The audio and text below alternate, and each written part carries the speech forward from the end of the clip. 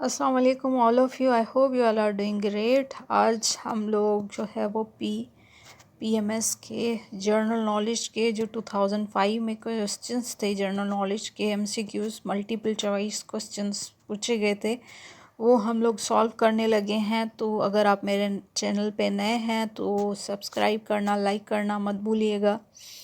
तो the first question is which is the largest and longest river of Asia. तो ये यांगज़ी river है। यांगज़ी river जो चाइना से आती है, फिर वो पाकिस्तान और इंडिया में जो इंडस रिवर है उससे आके मिलती है, फिर नॉर्थ से जो ये पानी है वो साउथ की तरफ अरेबियन सी में जाके गिरता है और हम इस पानी को यूज़ भी कर रहे होते हैं। तो आपने अगर वर्ड में पढ़ा हो तो ये यांगज़ी रिवर जो है वो लार्जेस्ट एंड लॉन्गेस्ट रिवर है एशिया की। Hockey was the first played in.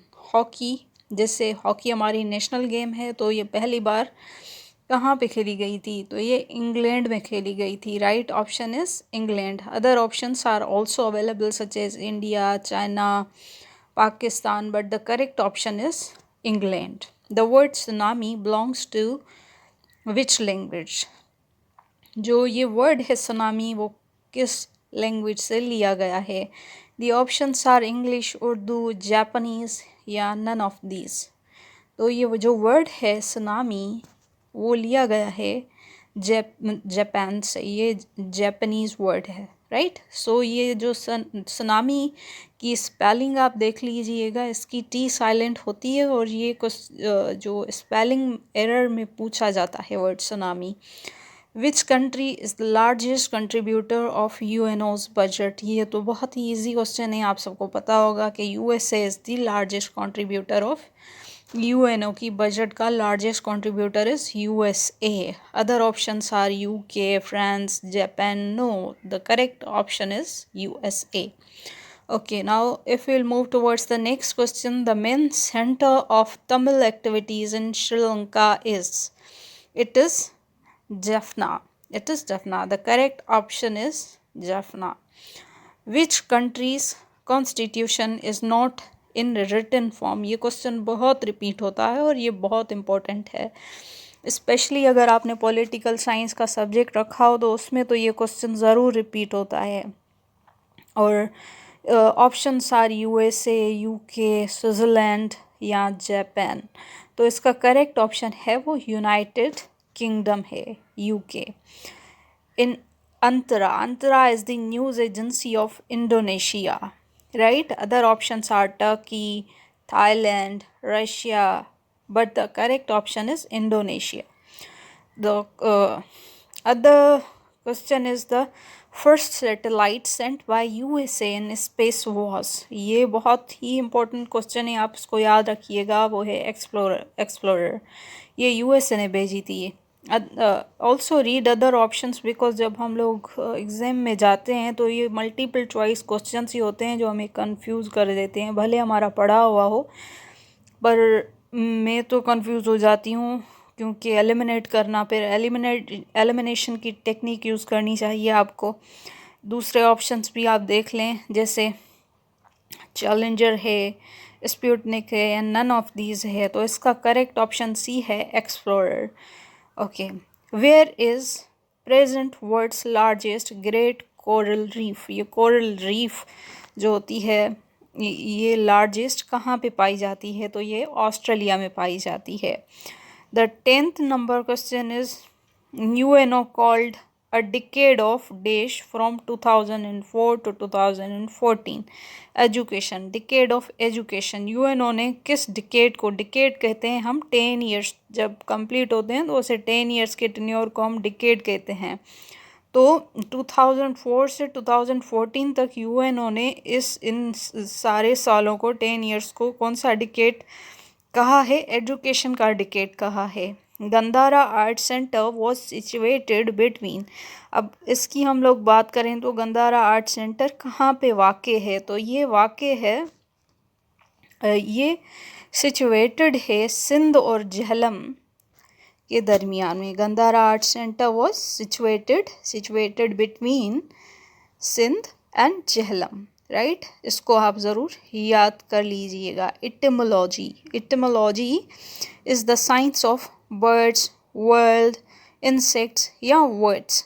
तो करेक्ट ऑप्शन है option D, etymology is the science of words, WORDS, words, अल्फाज, इटमोलॉजी। जैसे हम इन्यूसिएशन बोलते हैं ना, तो इन्यूसिएशन इंग्लिश का वर्ड है जिसका मतलब होता है कि प्रोनाउंस करने का तरीका, इन्यूसिएशन। तो ये है इटमोलॉजी भी वर्ड्स के बारे में, कि इटमोलॉजी क्या होती है, साइंस की वर्ड्स की स्टडी होती है।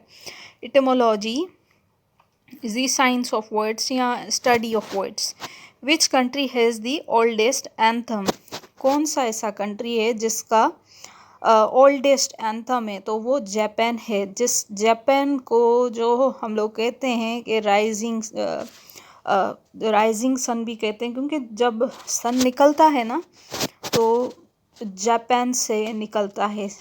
और जापानीज़ को जापान जो है ना उसे ब्रिटिश भी कहते हैं, British of Europe, I think इसको ब्रिटिश ऑफ यूरोप भी कहते हैं। और सेकंड इसका निप्पॉन भी इसे कहते हैं, निप्पॉन, राइट। तो ये क्वेश्चन माइट भी आगे आए तो मैं आपको और क्लियर कर दूंगी।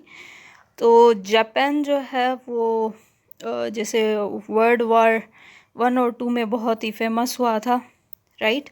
तो जापान के बारे में लिखा हुआ है कि विच country has oldest anthem. National anthem जो होता है वो कौन से कंट्री का ओल्डेस्ट है? तो वो जापान का है। दूसरे ऑप्शंस भी अवेलेबल है, जैसे डेनमार्क है, UK है, पर स्वीडन है। तो उसका जापान का जो एंथम है वो ओल्डेस्ट एंथम है। Which day is observed on 15 May every year? तो हम लोग करेक्ट ऑप्शन देख लेते हैं, फैमिली डे।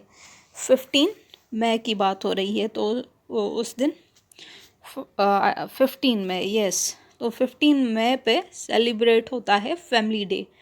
फादर्स डे नहीं होता, कंट्री डे नहीं होता, वुमेंस डे तो 8 को होता है, राइट। तो फैमिली डे जो है वो 15 मई पे सेलिब्रेट होता है।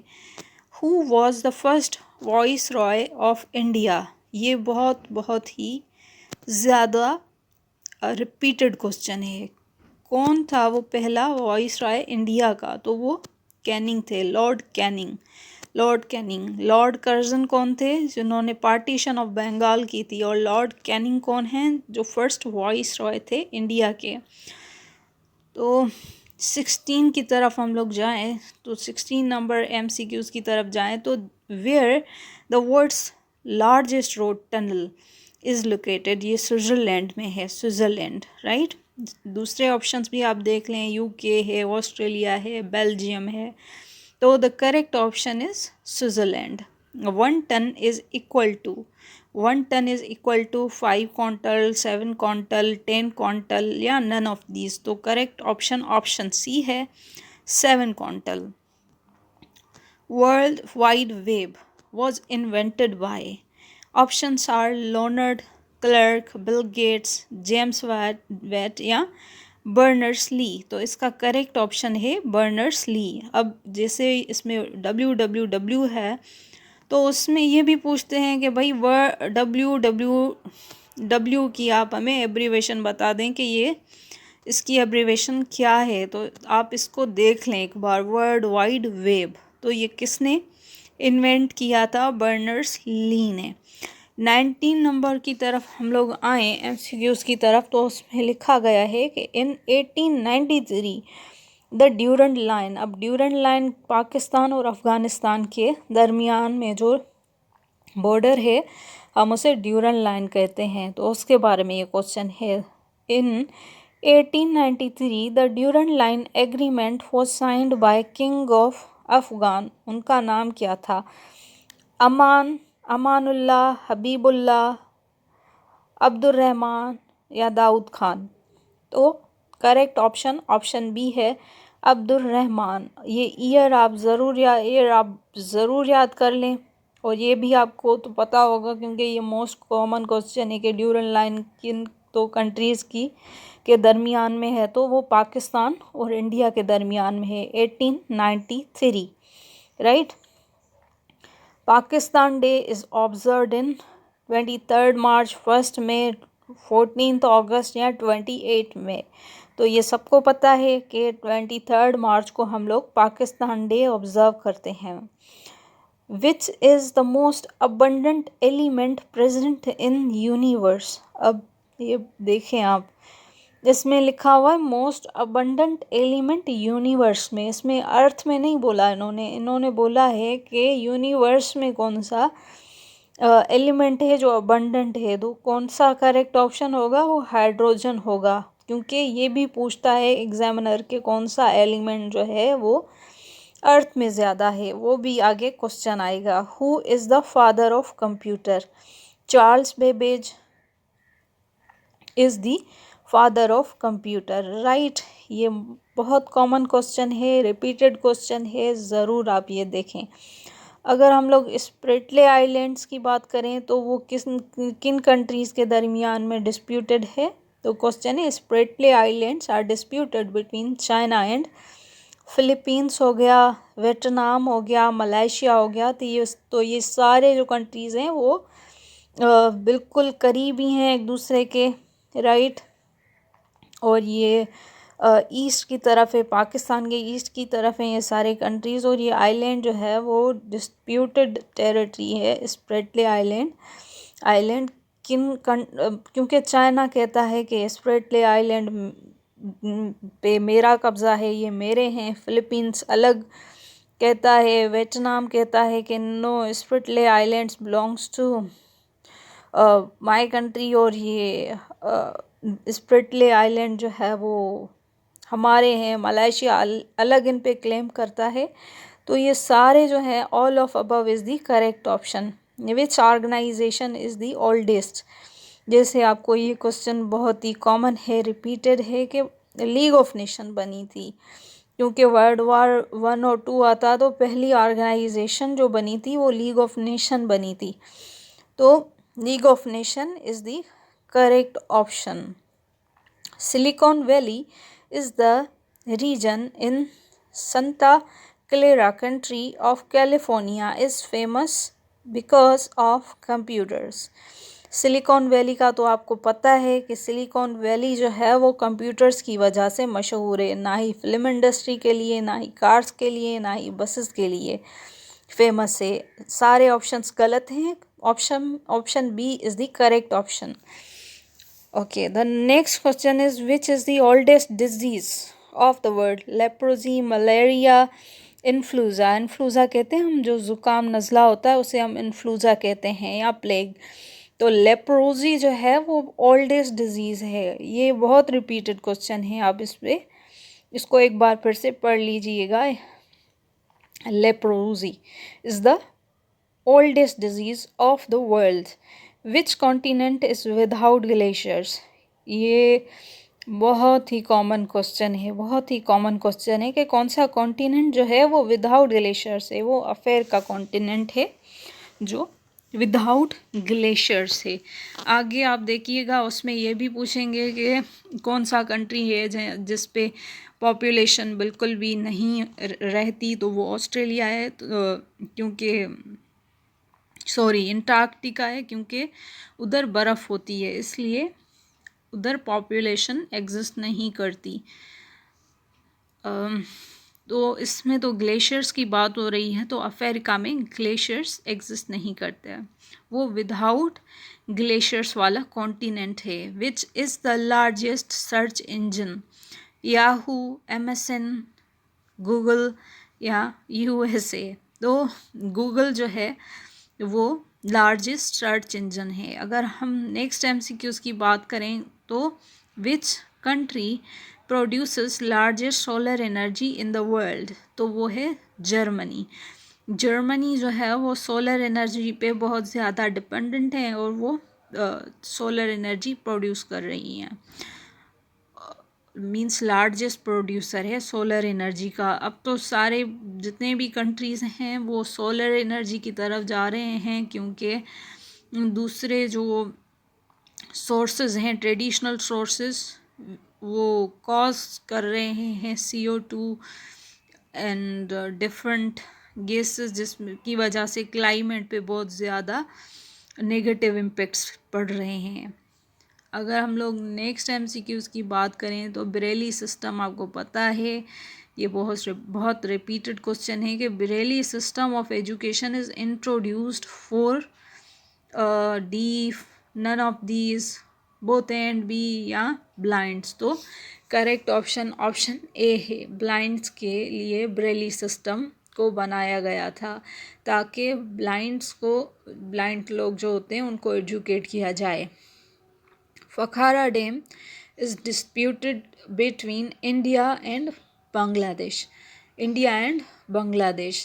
बांग्लादेश का कैपिटल कौन सा है? ढाका, राइट। पाकिस्तान का इस्लामाबाद, राइट। दूसरे ऑप्शंस भी आप देख लें, इसमें ऑप्शंस हैं पाकिस्तान है, नेपाल है, बांग्लादेश है, श्रीलंका है। तो फखारा डैम है जो डिस्प्यूटेड है किन दो कंट्रीज़ के दरमियान? India and Bangladesh. Okay, next MCQs की तरफ आएँ तो night wash painting is painted bye, ये किसने पेंट की थी? ये मैंने क्वेश्चन अभी एक एग्ज़ाम हुआ था उसमें भी मैंने देखा था, इसको आप एक बार देख लें। तो रेम्ब्रेंट वैन एक बंदे थे जिनकी ये पेंटिंग है, night watch painting, right. The next question is which country is use more coal in the world? तो कौन सी कंट्री है जो ज़्यादा कोल जो है वो यूज़ करती है? Options are Russia, USA, China या इटली। तो करेक्ट ऑप्शन बी है, चाइना। और चाइना जो है, जैसे अभी हुई थी कॉप समिट हुई थी, तो उसमें चाइना को ये भी कहा गया था कि you are the creator of CO2, तो आप पे जो है वो ज़्यादा आपको टैक्सेस और उन कंट्रीज़ को सपोर्ट करना चाहिए जो ये चीज़ें नहीं क्रिएट कर रही, मींस क्लाइमेट में पोल्यूशन का बायस नहीं बन रही। तो चाइना पे इसलिए ज़्यादा उनको क्रिटिसाइज़ भी किया गया था। अब ये देखें, ये ज़्यादा कोल पे जो है वो रन कर रही हैं अपनी इंडस्ट्रीज़ और ज़्यादा यूज़ कर रही हैं कोल। Okay, the next MCQs is world's largest bird's name is. The options are kiwi, panda, ostrich या bovine. तो the correct option is ostrich. Ostrich bird जो है वो world's largest means दुनिया का बड़ा जो bird है वो ostrich है। ATM stands for, ATM का आपको पता होगा automated teller machine। अब देखें इसमें आप कंफ्यूज भी हो सकते हैं, जैसे ऑटोमेटेड टेलर मोटर भी लिखा हुआ है, पर करेक्ट ऑप्शन है automated teller machine. Other options भी आप देख लें, जैसे एंटी टेररिज्म मैन भी है, ऑल ऑफ अबव भी है, ऑटोमेटेड टेलर मोटर भी है, but the correct option is automated teller machine. The next MCQs is first Muslim winner of Nobel prize. तो फर्स्ट मुस्लिम, आप ये पूरे अच्छी तरह इन वर्ड्स को देख लें, इसमें पूछा है कि एक तो मुस्लिम, दूसरा नोबेल प्राइज़ विनर, क्योंकि पीस प्राइज़ भी मिला है, एक लेडी है उनको, तो इसमें जो पूछा है वो नोबेल प्राइज़ का पूछा है। पीस प्राइज़ तो मलाला को मिला है, बाकी ये नोबेल प्राइज़ जो है वो अनवर सादात को मिला है। तो दूसरे ऑप्शंस भी अवेलेबल हैं, जैसे यासिर अरफात लिखा हुआ है, डॉक्टर यूनिस लिखा हुआ है। डॉक्टर यूनिस बांग्लादेश के हैं, जैसे शीरी उबैदी लिखा हुआ है। तो करेक्ट ऑप्शन ए है, Anwar Sadat. What is meant by archipelago? Archipelago हम कहते हैं ग्रुप ऑफ आइलैंड्स को, या इसमें ऑप्शन जो है वो एक cluster of islands. Other options भी आप देख लें, जैसे रॉक्स अंडर सी लिखा हुआ है, या क्लस्टर ऑफ फ्लावर्स लिखा हुआ है, या नन ऑफ दीज भी ऑप्शन अवेलेबल है। पर आर्कीपेलागो हम कहते हैं ग्रुप ऑफ आइलैंड्स या क्लस्टर ऑफ आइलैंड्स को। हेलवेटिया is the old name of Germany, Chad, Switzerland या स्पेन। तो करेक्ट ऑप्शन बी है, स्विट्ज़रलैंड। तो हेलवेटिया आप याद रख लें ये नेम। जैसे अभी एक क्वेश्चन आया था कि ज़ायर किसका ओल्ड नेम है, तो वो रिपब्लिक ऑफ कॉन्गो का ओल्ड नेम है। ये चीज़ें जो है वो बहुत रिपीट होती हैं, ओल्ड नेम्स। तो Helvetia is the old name of Switzerland. Kigali is the capital of Kigali is the capital of options are Chad, Rwanda, Guyana या इथोपिया। तो करेक्ट ऑप्शन सी है Rwanda. Correct option is Rwanda. Kigali is the capital of Rwanda. Algebra was introduced by algebra किसने introduce की थी? The options are Khwarizmi, Zakariya Rizvi या Jabir bin Hayyan या ख़याम। तो correct option A है ख्वारज़मी। ख्वारज़मी was the person who introduced algebra. Question number 41 is, after Pakhtun in Afghanistan, which is the biggest group of race? तो इसमें पख्तून की after Pakhtun इन अफ़गानिस्तान में पख्तूनों के बाद कौन सा ग्रुप तबका है, कौन सी रेस है या कौन सा ग्रुप है जो ज़्यादा पाया जाता है? इसमें जो करेक्ट ऑप्शन है वो ऑप्शन बी है, ताजिक जो है वो बहुत ज़्यादा पाए जाते हैं। पहले नंबर पे पख्तून है अफ़गानिस्तान में और दूसरा जो बिगेस्ट ग्रुप है वो है Tajik. The next MCQs is which country's religion is Shintoism. आप ये इसकी करेक्ट प्रोनाउंसिएशन देख लीजिएगा। जापान में जो है, जापान का ये MCQs बहुत इम्पोर्टेंट हैं और ये जो रिलीजन है इसमें खुदकशी करना जायज़ है। जापान में ये रिलीजन जो है वो प्रैक्टिस किया जाता है, शिंतोइज़म, राइट। तो अगर हम लोग नेक्स्ट MCQs की बात करें तो नेक्स्ट MCQs हैं playground of Europe. Playground of Europe जो है वो हम लोग स्विट्ज़रलैंड को कहते हैं, प्लेग्राउंड ऑफ यूरोप। देखेंगे जापान के बारे में कितने क्वेश्चंस आ गए हैं। अब प्लेग्राउंड ऑफ यूरोप किसे कहते हैं? अब ये स्विट्ज़रलैंड की बात हो रही है, राइट। जापान के बारे में आया है कि उस जापान में कौन सा रिलीजन जो है वो प्रैक्टिस किया जाता है, या जो है वो जापान के बारे में एक और क्वेश्चन था जैसे स्विट्ज़रलैंड के बारे में भी था कि स्विट्ज़रलैंड का ओल्ड नेम क्या था। तो ये ऐसे क्वेश्चंस जो हैं वो लिए जाते हैं। The 44 MCQs is, what is big Ben? It is a tower, it is a bell, it is a light, or it is sportman? No. The correct option is option B, bell. Big Ben is a bell. Which country was discovered by Abel Tasman? Abel Tasman ने कौन सी country discover की थी? Holland थी, New Zealand थी, Greenland थी या Spain थी? तो the correct option is New Zealand. New Zealand was the country which was discovered by Abel Tasman. Okay. Now 44th MCQs is, where is Great Sandy Desert? ये बहुत ज़्यादा मतलब रिपीटेड क्वेश्चन है। ग्रेट सैंडी डेजर्ट कहाँ पे है? या ऑस्ट्रेलिया में डार्लिंग रिवर है, उसके बारे में पूछा जाता है। तो ये रिवर डेजर्ट की बात हो रही है। ग्रेट सैंडी डेजर्ट ये ऑस्ट्रेलिया में है, great sandy desert. If we read other options, then the options are Australia, Italy, Russia or India. So the correct option is Australia. Great Sandy Desert is located in Australia. India is constructing a Kishanganga Dam on the river. Options are Jhelum और चिनाब, नीलम या सिंध। अब ये हमारा issue चल रहा है India के साथ पानी पे, क्योंकि इंडिया किशन गंगा डैम तामीर कर रहा है झेलम रिवर पे।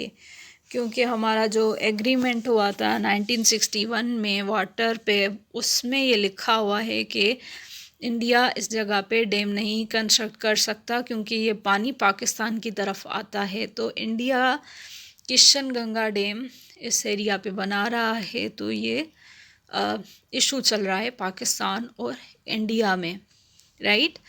अब नेक्स्ट क्वेश्चन जो है वो है, next MCQs is Bosphorus connects Black Sea with Marmara Sea, Black Sea with Marmara Sea. Bosphorus जो है इसके बारे में तो बहुत पूछा जाता है, बॉस्फोरस किन दो सीज को कनेक्ट करती है, तो ये ब्लैक सी को और मरमरा सी को कनेक्ट करती है, राइट। अब ऑप्शंस को हम लोग देखें तो ऑप्शंस में है रेड सी भी दिया गया है, रोज सी भी दिया गया है, एजियन सी भी दिया गया है, but the correct option is Marmara Sea. What is main cause of global warming? So the main cause of global warming is carbon dioxide. The other options are hydrogen, carbon monoxide and oxygen, but the correct option is option D, carbon dioxide. Question number 50 is, where is the head office of World Economic Forum? So the head office of World Economic Forum is in Geneva, okay, World Economic Forum, जिससे Geneva को हम city of conferences भी कहते हैं शायद, तो आप ये देख लीजिएगा। तो अब head office world economic forum की कहाँ पे है, वो जिनेवा में है। Other options are New York, Washington, Davos, but the correct option is Geneva. Head office of world economic forum is in Geneva. अगर आप मेरे चैनल पे न्यू हैं तो सब्सक्राइब करना मत भूलिएगा, क्योंकि हम ये सीरीज़ कंटिन्यू करेंगे।